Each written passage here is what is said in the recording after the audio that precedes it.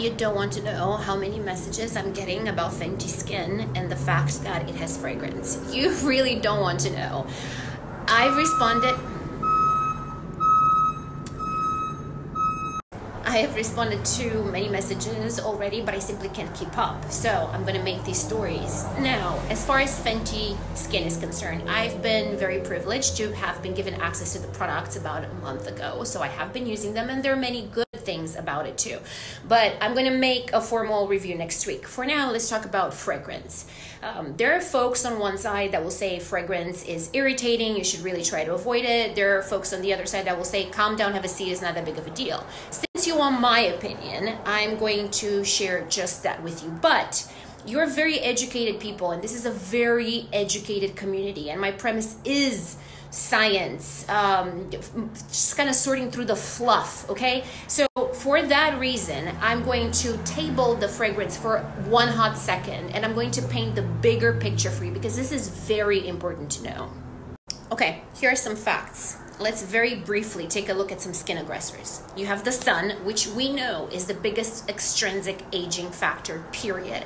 When those UV rays penetrate into your skin cells, they have the ability to harm the genetic material, the DNA of those cells. It's very important to know that. Now, why does this matter? One, most of us do not properly apply sunscreen, or even enough for that matter.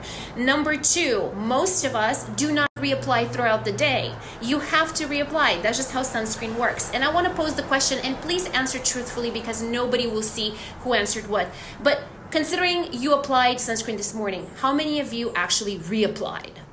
Okay, just a very truthful question, and let's get those answers. Three, a lot of people do not wear sunscreen, let's say in the winter time, or if it's raining outside because I don't need it, the sun is not out. You do not have to physically see that giant yellow ball in the sky for UVs to actually cause damage to your skin. And last but certainly not least, most of us don't apply sunscreen if we're staying home because we don't need it, because we're not laying out in the sun, we're not going outside, when in fact UVs do make their way through your windows and they bounce off reflective surfaces and they make their way onto your skin. A significant amount of sun damage is done by virtue of everyday activities. It's just how it works. Number two, so number one is the sun. Number two in the bigger picture is pollution.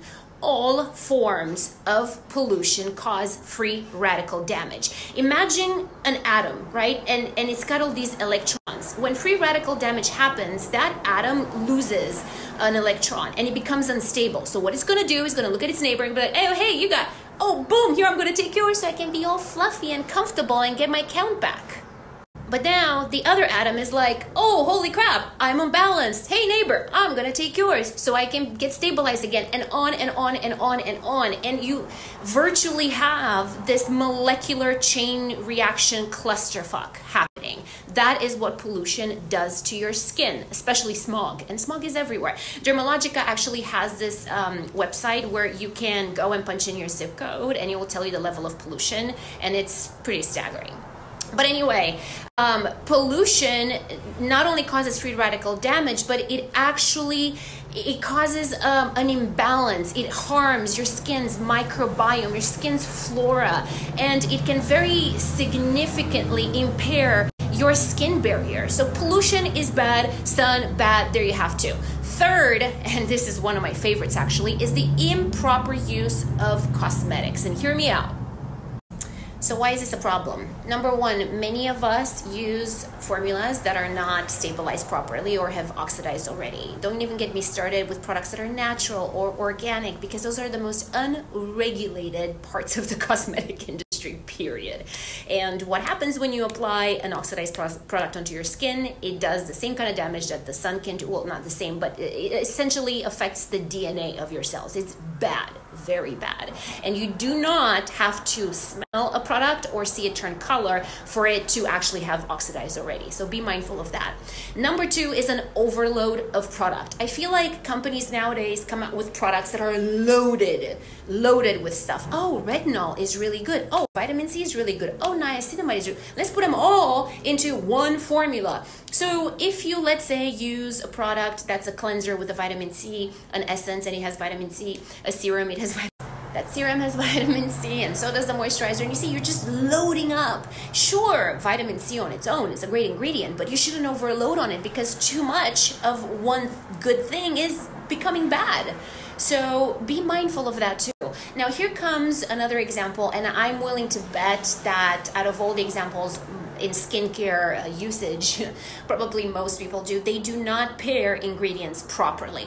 Just because one ingredient is good and second ingredient is good, it does not mean that they're good together. In fact, they could be detrimental to your skin. Some examples: exfoliating and then using retinol. Benzoyl peroxide and vitamin C. Salicylic acid and niacinamide. Oh my God, I could just go on and on. So just because you have one powerful ingredient, a second powerful ingredient, it doesn't mean they're gonna work well together. In fact, you're just gonna do this to your skin. It's awful.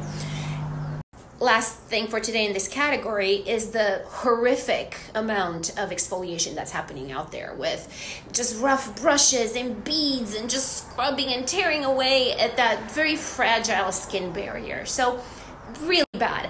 Those are things, my friends, that attack your skin, that pose stress to the skin on a daily basis. Sun, pollution, improper use of cosmetic products, and cosmetic ingredient pairing. That is terrible.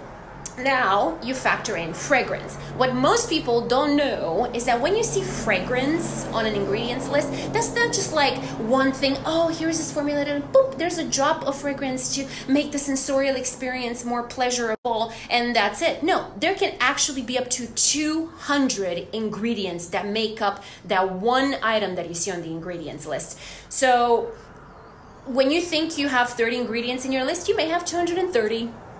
Just let that sink in for a little bit. Up to 200. They could be 50, they could be 100, they could be 10, they could be 200. But nonetheless, when you see fragrance, that's not just one item. That is a combination of chemicals. And mind you, I'm chemical, you're chemical, the air we breathe is chemical, water. So chemicals are not bad. We need to stop that. But up to 200 ingredients making up fragrance.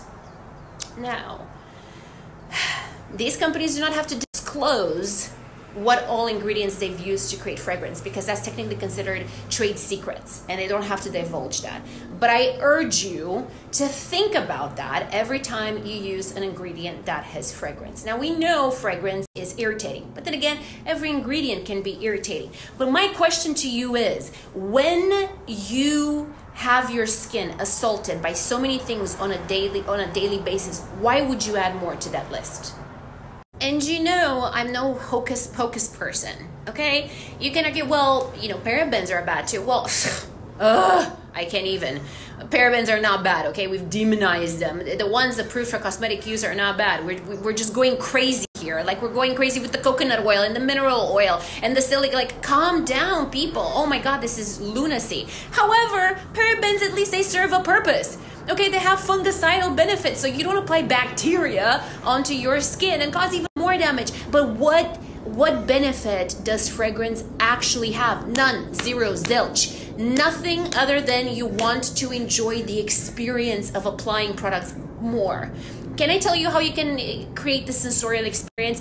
Get a diffuser, put some lavender oil in it, turn it on while you apply your skincare, and there it is, okay? You got like a whole experience right now. You don't need to put that shit on your skin. So there you have it, my friends. I wanted to share with you my opinion since I keep getting asked, but I wanted to make sure in the process that you perhaps are learning something new and just paint the bigger picture. Again, we have to look at all different angles, you know, and when you look at fragrance on its own individually, like for example, I don't have a reaction visible to fragrance. I really don't. But I also protect from the sun like a motherfucker. I apply properly. I reapply throughout the day. I wear it year round. I wear it in my home. In terms of pollution, I have killer air filters in my home. I've bought plants specifically to help me purify the air. I have air purifiers because I work from home a lot, so I'm here. I do that.